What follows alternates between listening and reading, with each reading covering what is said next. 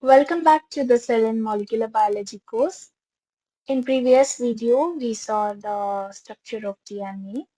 In this video, we will explore DNA replication, the process by which cells duplicate their genetic material.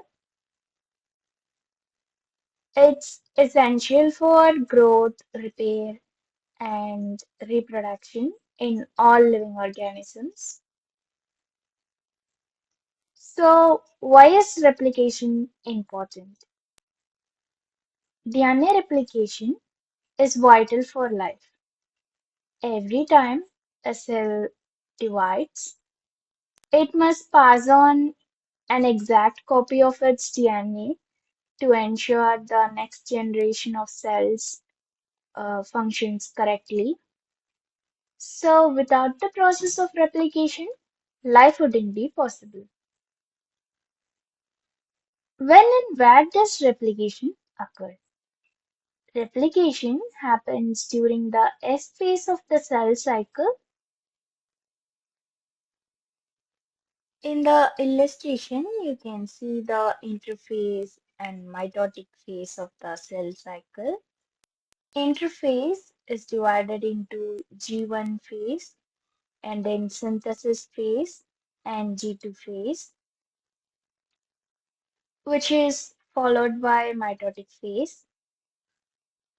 DNA replication occurs in the synthesis phase. You can see an arrow mark highlighting the synthesis phase of the cell cycle. In eukaryotic cells, the DNA replication occurs inside the nucleus, while in prokaryotes, which lack a nucleus, DNA replication takes place in the cytoplasm.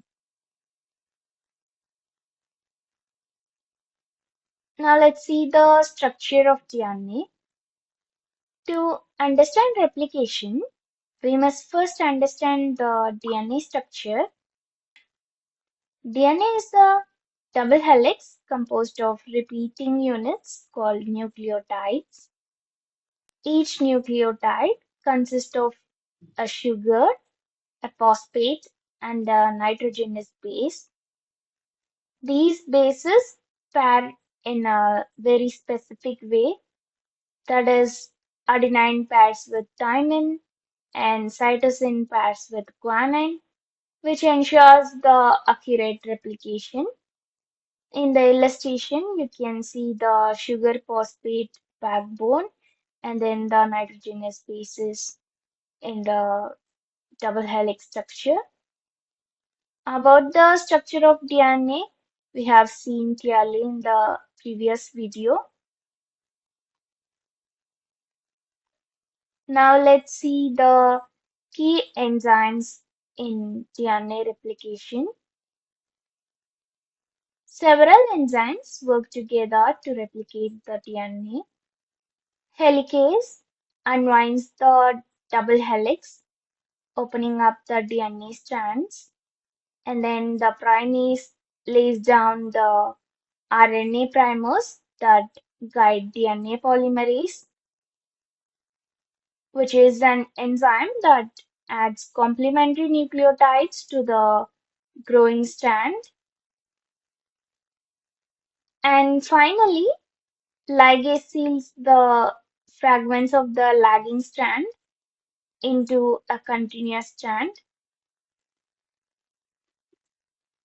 In the illustration, you can see the helicase, which unwinds the DNA double strand, and each of the strand is then acted upon by the DNA primase, which then followed by DNA polymerase, and then finally DNA ligase. You can see two types of strands, the leading and lagging strands. We have seen in the previous video that the DNA structure, the double strands of DNA is anti-parallel. So one of it runs from 3' to 5', and the other one runs from 5' to 3' end. So based on the type of strand, the DNA replication varies. We will see that in the uh, upcoming part. Now let's see the steps of DNA replication. The process occurs in three main stages: initiation, elongation, and termination. First, initiation begins at specific sites on the DNA called the origins of replication, where the helicase starts unwinding the helix.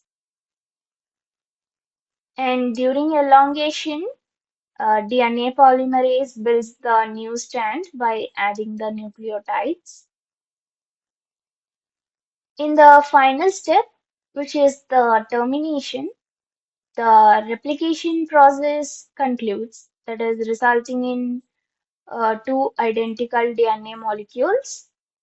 So these are the three main stages of DNA replication in general. Now we will see the leading and lagging strands in detail.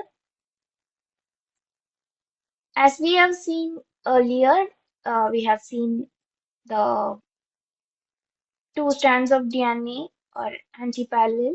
That is, one of it runs from 3' to 5' end, and the other one runs from 5' to 3' end. So based on that, the DNA replication proceeds differently on the two strands. The leading strand is built continuously in the direction of the replication fork. The lagging strand is synthesized in small segments called Okazaki fragments, which are later joined together by the ligase to create a complete strand. You can see that in this illustration. You can see the lagging strand where the um nucleotides are added in small segments, which are called Okazaki fragments. While in leading strand, you can see the continuous addition of the nucleotide.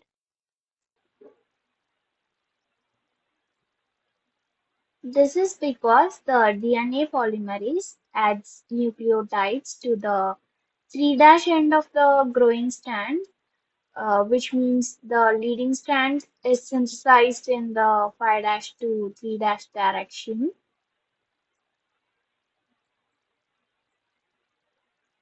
And the lagging strand is synthesized in short segments called Okazaki fragments. Each Okazaki fragment is also synthesized in the 5' to 3' direction.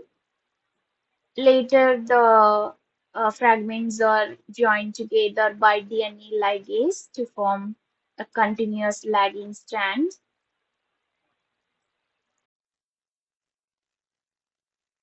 So the template strand for the leading strand runs in the 3' to 5' direction.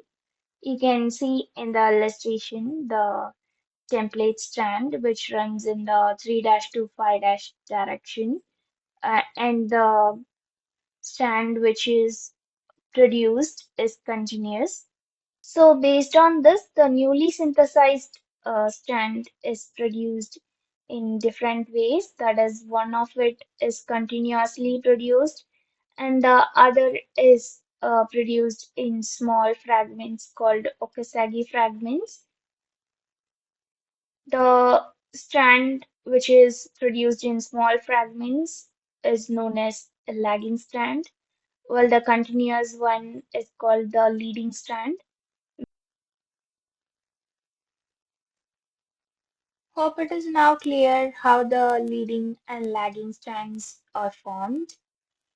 Now let's see the semi-conservative nature of replication.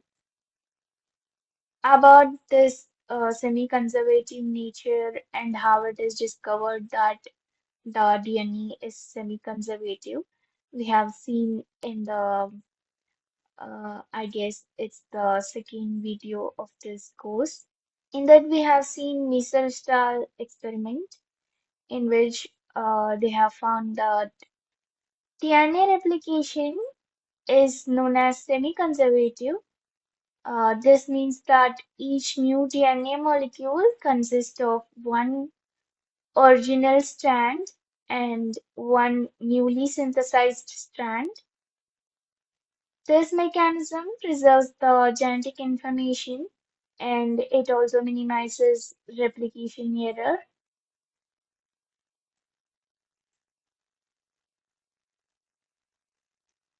DNA proofreading and repair.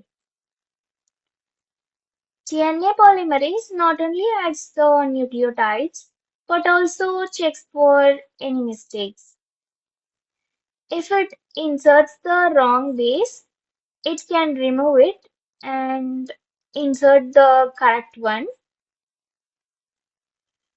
Additional repair enzymes further enhance the fidelity, ensuring mutations are rare and mostly corrected before the cell division occurs. In the illustration, you can see the polymerase adding the incorrect nucleotide to the new strand of DNA, and then it detects that the bases are mismatched.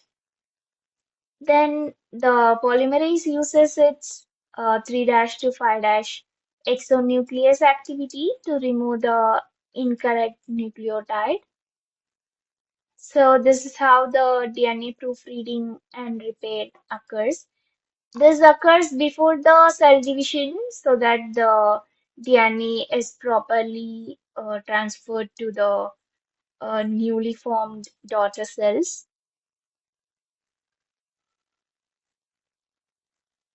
DNA replication is a highly coordinated and regulated process that ensures the accurate transmission of genetic information from one generation of cells to the next.